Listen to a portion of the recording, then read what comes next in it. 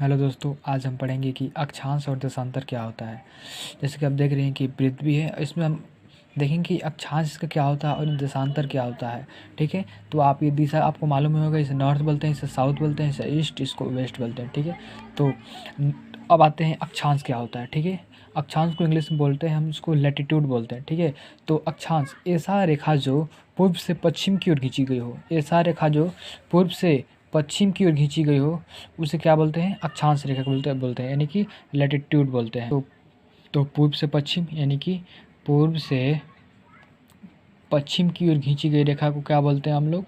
अक्षांश रेखा बोलते हैं। ठीक है, आप समझ गए होंगे। और अब पढ़ेंगे हम लोग देशांतर क्या होता है। ऐसी रेखा जो कहाँ से, यानी कि उत्तर से दक्षिण की ओर खींची गई हो, ऐसा रेखा जो उत्तर से दक्षिण की ओर खींची गई हो, उस रेखा को हम लोग देशांतर रेखा बोलते हैं। यानी कि नॉर्थ से साउथ की तरफ खींची गई हो, ऐसे रेखा को हम लोग देशांतर रेखा बोलेंगे, इसे बोलेंगे लॉन्गिट्यूड। ठीक है, अब हम आएंगे ये रेखा आखिर में कैसे हुई। जैसे कि देखिए यहाँ पृथ्वी है, अब ये अक्षांश रेखा कैसे होती है? तो क्या बोला है, कहाँ से कहाँ? ये है पूर्व से पश्चिम की ओर, ऐसी रेखा जो पूर्व से पश्चिम की ओर खींची गई हो। मैं एक दूसरा सर्कल बना लेता हूँ। तो दोस्तों, ये जो होता है ये नॉर्थ होता है, और ये जो होता है ये साउथ पोल होता है। ठीक है, ये दोनों ध्रुव है। ठीक है, अब हम लोग इसको ध्रुव पढ़ेंगे, क्या होता है ध्रुव। ध्रुव में देखिए यहाँ पे अभी हमने पढ़ा क्या था, अक्षांश जो पूर्व से पश्चिम की ओर खींचा जा रहा है। ठीक है, तो हम लोग यहाँ पे देखिएगा, अब अक्षांश में हम लोग पढ़ेंगे पूर्व से पश्चिम की ओर। तो सबसे जो बीच वाला रेखा होता है उसको हम लोग बोलते हैं इक्वेटर, यानी कि भूमध्य रेखा।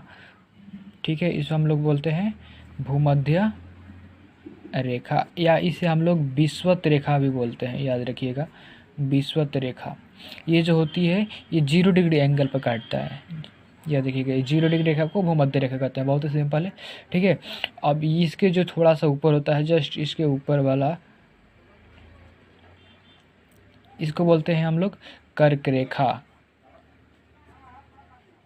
इसका डेफिनेशन हो जाएगा भूमध्य रेखा के ऊपर वाली रेखा को हम लोग कर्क रेखा बोलते हैं। ठीक है, और भूमध्य रेखा के नीचे वाली रेखा को, भूमध्य रेखा के नीचे वाली रेखा को जो कहाँ से पूर्व से पश्चिम की ओर खींची गई हो, ऐसे रेखा को क्या बोलते हैं हम लोग?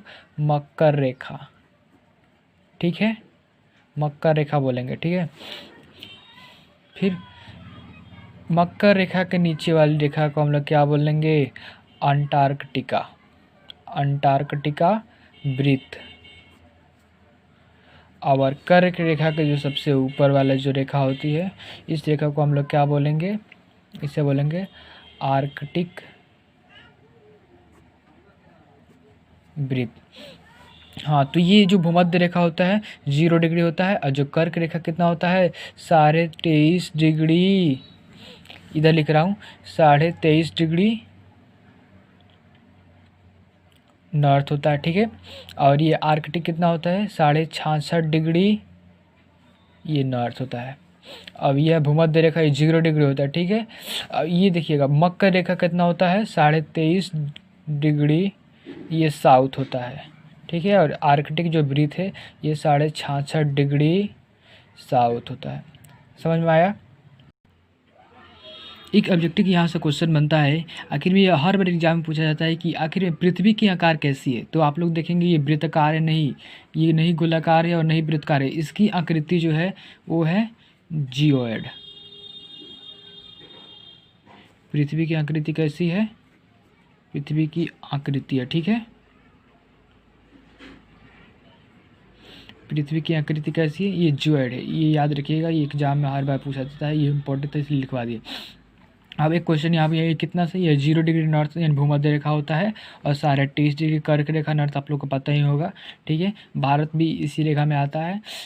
कर्क भूमध्य रेखा में कम से कम यहाँ पर कितना, कम से कम 12 देश आते हैं। ठीक है, आप याद कीजिएगा, जिसमें इक्वाडोर, कोलंबिया, ब्राज़ील, गबोन, कंगो, ये सारे भूमध्य रेखा के अंतर्गत आते हैं। ठीक है, अब हम लोग अब देशांतर के जानेंगे। ठीक है, तो ये पृथ्वी हो गया, मान लीजिए, उसमें क्या कहा था? ये नॉर्थ पोल, ये साउथ पोल। ठीक है, तो ऐसी रेखा जो उत्तर से दक्षिण की ओर खींची गई हो, उसको हम लोग बोलते हैं देशांतर रेखा। ये सारी देशांतर, ये हर जो रेखा बना रहा हूँ ये एक बराबर होती है। मेरी थोड़ी गलती हो रही है, लेकिन ये हर रेखा एक बराबर होती है, ठीक है। मान लीजिए तो यही रेखा होगी, इसे बोलते हैं हम लोग देशांतर रेखा, ठीक है, यानी कि लॉन्गिट्यूड। तो ये तो इसका बेसिक से हम लोग अब अंदर जाते हैं। अब अक्षांश में देखेंगे कि आखिर में अक्षांश की संख्या कितनी होती है। अक्षांश की संख्या, अक्षांश की संख्या समझने के पहले, इसके पहले देखिए एक वृत्त यहाँ बना दिया, सॉरी वृत्त बोले, पृथ्वी यहाँ पे है, ठीक है। ये जो है कितना डिग्री, 0 डिग्री, ये 0 डिग्री रेखा है। तो मैं बता दूँ ये नॉर्थ पोल, ये साउथ पोल, ठीक है। तो इन दोनों के बीच में कुल 90 रेखा होती है और इन दोनों के बीच में 90 रेखा होती है। तो 90 और 90 कितना हुआ, 180, और ये बीच वाला मिलाकर कितना हो जाता है +1 = 181, यानी कि टोटल अक्षांश की संख्या कितनी होती है 181, ठीक है। और अब देशांतर की संख्या कितनी होती है ये हम पढ़ेंगे, टोटल नंबर ऑफ लॉन्गिट्यूड। तो यहाँ पे लिख दे रहा हूँ देशांतर की संख्या। तो देशांतर की संख्या देखिएगा, अब देशांतर की संख्या इधर, ये जो हो गया नॉर्थ, ये साउथ हो जाएगा। अब इसके बीच में 180 रहती है, ठीक है, 180 इधर, 180 इधर, 180 इधर, इन दोनों को ज्वाइंट करेंगे तो कितना होता है 180 + 180 = 360। याद रखिएगा ये 360 इसकी संख्या होती है। टोटल लॉन्गिट्यूड कितना होती है 360, यानी कि 180 इधर और 180 इधर, 180, ठीक है। तो कैसा लगा दोस्त, अगर आपको ये वीडियो बहुत अच्छा लगा हो तो प्लीज़ चैनल को सब्सक्राइब कर दें, कमेंट करें और वीडियो ज़्यादा से ज़्यादा मात्रा में शेयर करें। बहुत बहुत धन्यवाद।